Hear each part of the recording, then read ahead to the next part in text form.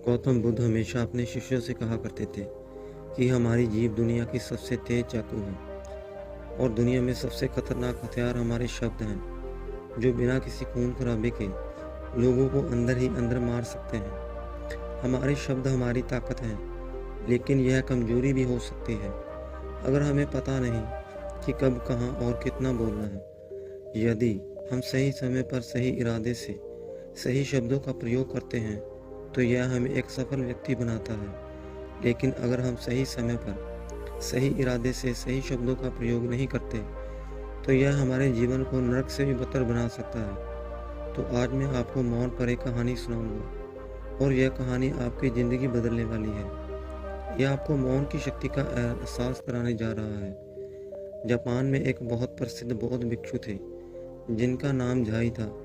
वह दुनिया के शोरगुल से दूर एक जंगल में अकेला रहता था और वह बहुत ही ध्यानमग्न व्यक्ति था, इसलिए वह पूरे जापान में बहुत प्रसिद्ध थे। और एक दिन उनके पास एक राजकुमार आया। उसने कहा, मैं हमेशा थका हुआ, निराश और परेशान रहता हूँ। मेरा मन बहुत बेचैन रहता है।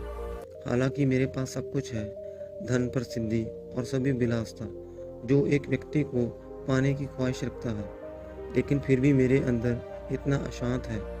साधु ने कहा, आपको इसका उत्तर पता है, लेकिन आपने कभी इसको खोजा नहीं है। साधु ने कहा कि मैं एक प्रयोग करना चाहता हूँ। क्या आप वह प्रयोग करना चाहेंगे?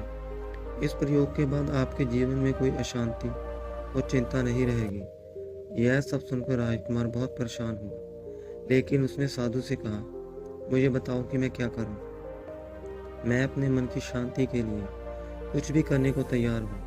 तब साधु ने शांत स्वर में उत्तर दिया, अगले 10 दिनों तक आप मेरे आश्रम में रहेंगे और सामान्य व्यक्ति की तरह रहेंगे, और इन 10 दिनों तक आप अकेले मौन में बैठेंगे और जितना हो सके कम बोलेंगे। राजकुमार साधु की बात से सहमत हो गया।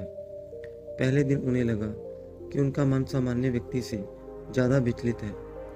उसके मन में तरह तरह के सवाल उठ रहे थे और वह आम लोगों की तरह जीवन जीने में असहज महसूस कर रहा था।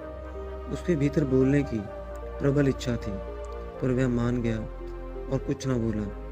एक भी शब्द नहीं बोला, लेकिन वह चुपचाप बैठा रहा। लेकिन जैसे जैसे रात होती गई, उसे एक बड़ी शांति का अनुभव हुआ। उसके लिए यह बड़ा अजीब था। वह अंदर ही अंदर खुश हो रहा था और अपने आप से पूछ रहा था कि बेचैनी कम क्यों हो रही है।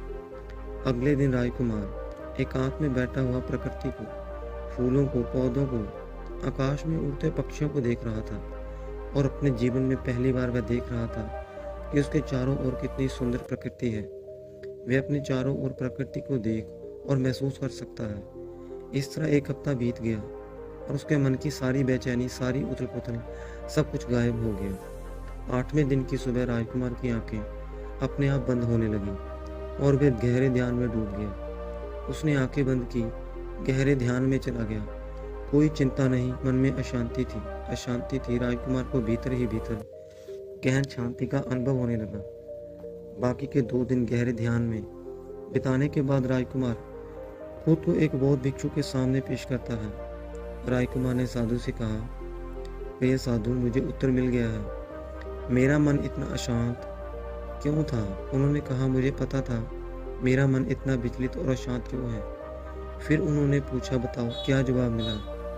राजकुमार ने कहा कि मैं ज़रूरत से ज़्यादा बातें करता था और दिन भर लोगों पर ऊर्जा बर्बाद करता था और उनके बारे में अकेले ही सोचता था और ज़्यादातर समय उनके बारे में नकारात्मक ही सोचता था। इस प्रकार मेरा समय नष्ट हो रहा था और अधिक बातें करने और सोचने में मेरा मन अशांत हो गया था। इस वजह से मैं कोई भी काम अच्छे से नहीं कर पाता था, जिसके कारण मैं लगभग हर काम में असफल होने लगा था और निरंतर असफलता ने मुझे और अधिक उदास और चिड़चिड़ा बना दिया था और इसने मेरे जीवन को नष्ट कर दिया था। लेकिन ये 10 दिन बिल्कुल अलग थे। अब ऐसे लग रहा है कि अपनी ज़िंदगी को पूरी तरह से जी रहा हूँ और इससे पहले मैं अपनी ज़िंदगी गलत तरीके से जी रहा था। मैंने यह भी सीखा कि हमें ध्यान करने की आवश्यकता नहीं है। ध्यान अपने आप हो जाता है जब हम अभी भी और चुप हैं। ध्यान में मैंने पहली बार यह सीखी कि किसी के जीवन में सबसे महत्वपूर्ण घटना सभी को जानना है। बौद्ध भिक्षु ने कहा कि आप ही नहीं, दुनिया में ज़्यादातर लोग ज़रूरत से ज़्यादा बोलते हैं। आज भी ज़्यादातर लोग एक दूसरे को नीचा दिखाने के लिए बोलते हैं, और आज भी लोग ज़्यादा बातें करते हैं और अपना समय बर्बाद करते हैं। साधु ने राजकुमार को मौन रहने का महत्व समझाया और कहा कि एक बार शिष्य गौतम बुद्ध से पूछते हैं कि प्रिय बुद्ध, आप अधिकांश समय मौन क्यों रहते हैं? बुद्ध ने मौन रहकर कहा, मैं गहराई में मौन रहता हूँ। मौन सभ्य को जानने की पहली सीढ़ी है। यदि आप उबे नहीं हैं तो सभ्य को जानना असंभव है। सभ्य को जानने की पहली सीढ़ी मौन है। कितना जरूरी हो उतना ही बोले, और बिना बोले ही उनका काम ना बोले और बोलना बंद कर दें। और आप यहाँ पाएंगे कि 90% बोलना हानिकारक होता है, और ना ही बोलते तो अच्छा था। 90% मुश्किलें कम हो जाएंगी अगर लोग थोड़ा सा चुप हो जाएं, झगड़े कम हो जाएं, अशांति कम हो जाए। अगर तुम दोनों चुप रहना सीख जाओ तो दुनिया में बहुत सारी मुसीबतें सिर्फ बोलने से पैदा हो जाती हैं। सबको चुप रहना है। जब तुम ही बोलते हो तब तुम एकांत में अकेले हो, भीड़ भरे बाजार में भीड़ में खड़े हो, बोलते नहीं, तुम हिमालय के शिखर पर पहुंच गए हो। जैसे पास मोटी ब्लैक और सिल्वर है, वो भीड़ में भी अकेले रहने का हुनर जानता है।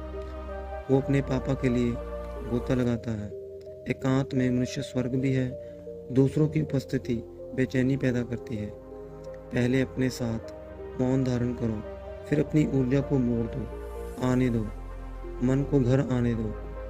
जब आप दूसरों की उपस्थिति से उठते हो, परेशान हो जाते हो, तो उचित है कि आप अपनी आंखें बंद कर लें और अपने आप में खो जाएं। तुम वहाँ से भी ताजगी पाओगे, क्योंकि तुम्हारे जीवन का स्रोत वही है। वह किसी और में नहीं है, लेकिन तुम्हारी जड़ें तुम्हारी जैसी हैं। आखिर कौन तुम्हें अपने भीतर ले जाएगा? यदि कोई ना हो तो मुझे सव्य ही भीतर जानना। इसलिए अपने भीतर जाओ, वही परम राजा है, वही जीवन का स्रोत है, वही आनंद का जन्म होता है। वही से तुम मृत्यु में डूबोगे, वही तुम्हारा सूर्य उदय होगा, वही तुम्हारा अस्त होगा। जब भी तुम डुबकी लगाकर लौटोगे तो वहीं से पाओगे। फिर तुम तरोताजा हो जाओगे, तब जीवन का नया धन पाओगे। फिर नई शक्ति का जन्म होगा। थकान मिटती है, उदासी मिटती है, चिंता मिटती है। जैसे कोई नहाकर आता है तो शरीर शीतल हो जाता है, शांत हो जाता है, वैसे ही भीतर से कोई वापस आता है तो मौन में स्नान करके लौटता है तो पूरा व्यक्ति तब शांत हो जाता है और मन आनंदित हो जाता है।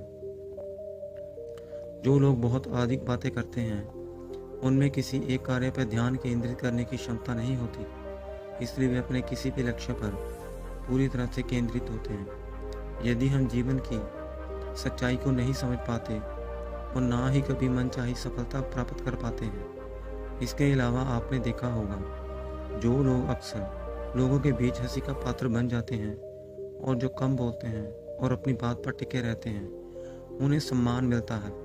जो लोग कहते हैं उसे सुनते हैं और विश्वास करते हैं, और उनके विचारों के बारे में उनका मन बेचैन रहता है। शोर से भरा हुआ अशांत मन वाला व्यक्ति जीवन में किसी भी कार्य में सफल नहीं हो पाता, क्योंकि उसका किसी भी कार्य में मन नहीं लगता। अगर कोई व्यक्ति जानता है उसे कब, कहाँ और क्या कहना है, तो वह वास्तविक में एक बहुत बुद्धिमान व्यक्ति है। वह अधिकतर दूसरों की बुराई नहीं करता, इसलिए अगर कोई बुराई करता है उससे अपने भी उससे बचने, उससे दूर रहने की कोशिश करते हैं। हमारे भारतीय उपनिषदों में कहा गया है, हमारे वचन ही हमारे वास्तविक धर्म हो सकते हैं। मौन से धैर्य आता है, धैर्य से ध्यान आता है, और ध्यान से व्यक्ति अपने जीवन के प्रति जागरूक हो जाता है। इसलिए अगर हम ज़्यादा बातें करते हैं तो हम उस चुप्पी को खो देते हैं, और जो मन की शांति का पहला स्थान है। दोस्तों, आज से हम भी मौन रहने का अभ्यास करते हैं।